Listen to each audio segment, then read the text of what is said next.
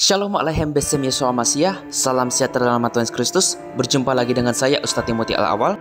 Bapak Ibu Saudara sekalian mungkin sudah tahu dan mengenal bahwa pemahaman tentang konsep Injil-Injil Apokrif dan pseudepigrafa itu ditolak oleh gereja karena memiliki kriteria-kriteria yang tidak sesuai dengan tradisi suci gereja.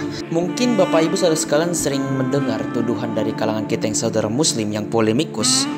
Dan juga ini diwakilkannya dalam pemikiran muslim yang dibawa oleh Sensasi Dan Brown, seorang yang terkenal sensasinya menulis sebuah novel mengenai tentang kritikan keilahian Tuhan Yesus, bahkan mengatakan Yesus diangkat pada masa konsili tahun 325. Seperti yang tertulis di slide ini, gereja mula-mula perlu meyakinkan dunia bahwa Yesus yang nabi yang fana adalah sosok ilahi. Karena itu, Injil manapun yang menggambarkan kemanusiaan Yesus semasa hidup di dunia harus dihilangkan dari Alkitab. Mengutip pendapat Dan Brown, The Da Vinci Code halaman 244, benarkah hal itu terjadi? Bahwa keilahian Yesus Kristus ditutupi dengan menolak Injil-Injil Apokrif? Mari kita simak penjelasan video ini.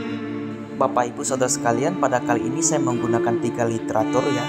Yang pertama, Reinventing Jesus yang ditulis oleh Jacob Jesque dan kawan-kawan.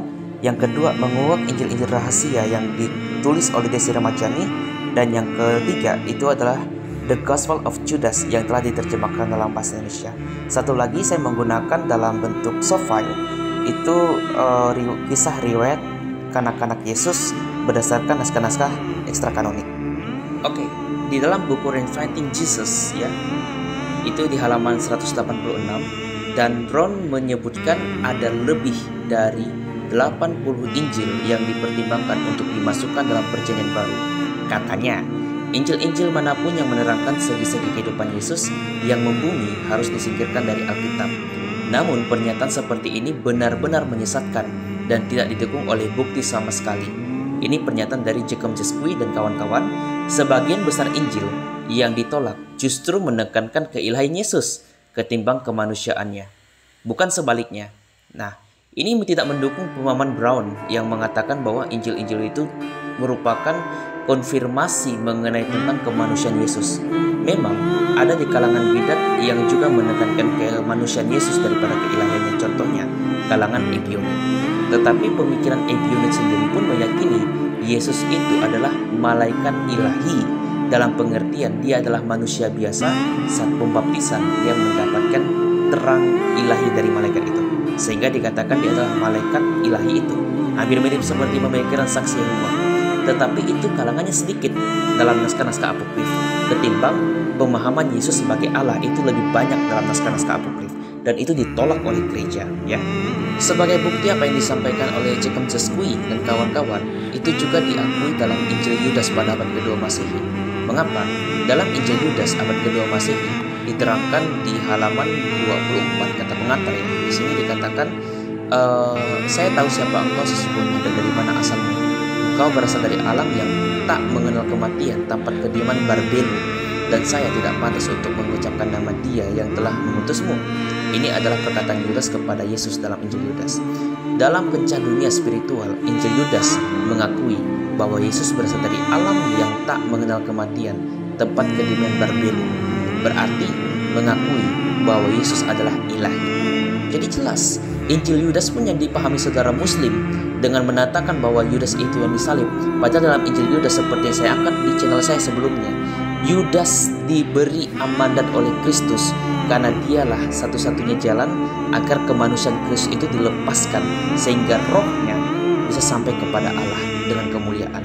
Nah, pemahaman-pemahaman ini seperti pemikiran Gnostik, karena pemikiran Gnostik dan dogmatisme lebih menekankan keilahian Yesus. Oke, dan ini ditolak oleh gereja karena keselamatan Kristus bukan hanya keilahian saja, tapi kemanusiaan Kristus yang membawa keilahian itu untuk mengalahkan maut dalam 1 Petrus 3:19. Ya, di halaman lain dalam Injil Yudas dikatakan bahwa selama 2 abad pertama ada interaksi antara gereja dan kaum Gnostik dalam menghadapi pemikiran mereka yang jahat ya. Kaum Gnostik yang melahirkan Injil Yudas ini menetapkan gagasan penyelamat seperti itu kepada Yesus. Jadi bagi mereka Yesus hanya kelihatannya saja manusia dan hidup seperti manusia. Ini menegaskan seperti yang saya katakan sebelumnya, Injil-Injil Gnostik dan Docetisme yang lahir pada abad kedua sampai dengan abad yang ke-9 itu lebih menekankan keilahian Yesus yang ilahi, yang juga ditolak oleh kalangan saudara muslim. Nah, ini lucu. Dulu ada saya lupa namanya ya, seorang polemikus muslim, kalau saya nggak salah Jonathan Nandar, menggunakan Injil Basilides untuk menunjukkan Yesus itu tidak disalib. Padahal Basilides mengatakan itu karena mengakui Yesus itu adalah ilahi. Ya, jadi bagaimana mungkin yang ilahi itu tersalib dengan kemanusiaannya? Sehingga dia mengakui kemanusiaannya diganti oleh Simon, ya, Simon dari Kirene. Oke. Jika tadi saya mengutip pada abad kedua Masehi, kita akan mengutip pandangan abad keempat atau abad kelima Masehi. Ini dalam tulisan kisah Yusuf si tukang kayu. Jadi ada suatu riwayat mengenai tentang ayah Tuhan Yesus Kristus dalam kemanusiaannya. Dikisahkan bahwa sebelum dia mati, dia memberikan suatu perkataan kepada anaknya seperti ini. Yesus, oh nama yang termanis pada mulutku, dan pada mulut semua yang mencintai nama itu. Kita langsung saja ya, dikatakan bahwa Engkau adalah Allahku, Engkau adalah Tuhanku, sebagaimana telah dikatakan kepadaku oleh malaikat dalam banyak kesempatan, dan sebagainya. Di dalam riwayat ini, kisah yang ditolak ini oleh gereja itu menekankan keilahian Yesus. Seandainya benar di kalangan kaum Dan Brown, ya, bukan kalangan kaum Dan Brown, tetapi orang-orang yang menyetujui pemikiran Dan Brown, dan di kalangan polemikus muslim, penolakan naskah-naskah apokrif itu lebih meranah kepada kemanusiaan Yesus. Ternyata apa? Naskah-naskah Gnostik lebih mendukung keilahian Yesus daripada kemanusiaan Yesus, dan ini mendukung tentang kekristenan. Tapi nyatanya toh kami menolak itu karena kami sadar naskah-naskah Gnostik bukan untuk menjadi bahan sensasi yang menguntungkan kekristenan, tapi melihat kejujurannya. Dia ditulis pada abad keberapa, dan terlebih lagi diketahui bahwa ini berasal dari abad keempat dan kelima, sudah jauh dari zaman Tuhan Yesus Kristus. Paham ya? Sekarang kita lanjut ke naskah berikutnya. Oke, dalam buku yang sama kita akan meneliti pandangan Injil masa kecil. Ya, ada Injil mengenai masa kecil Yesus dalam bahasa Arab pada abad ke-6 Masehi. Diriwayatkan bahwa di halaman ke-77, seorang wanita sedang memandikan Yesus Kristus saat masih bayi, ya. Lalu ketika bayi itu diangkat, yaitu Yesus, maka air bekas tempat pemandian Yesus itu digunakan oleh anak perempuan yang pada waktu itu sedang sakit kusta, dan dia memakai air itu, dan dia menyadari dia telah sembuh dari sakit kustanya. Dan apa dikatakan oleh anak itu kepada Yesus? Tidak diragukan lagi bahwa Yusuf dan Maria dan anak ini, maksudnya Tuhan Yesus, adalah makhluk ilahi, bukan manusia. Sekali lagi, Dan Brown keliru ketika mengatakan gereja menolak naskah-naskah apokrif karena naskah apokrif lebih banyak membahas tentang kemanusiaan Yesus. Faktanya, tentang Injil masa kecil dalam bahasa Arab sendiri pun mendukung keilahian Yesus daripada kemanusiaan Yesus.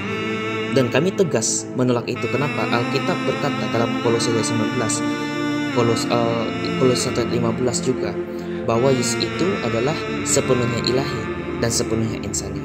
Jadi dia bukan hanya ilahi saja, tetapi dia juga insani. Oke?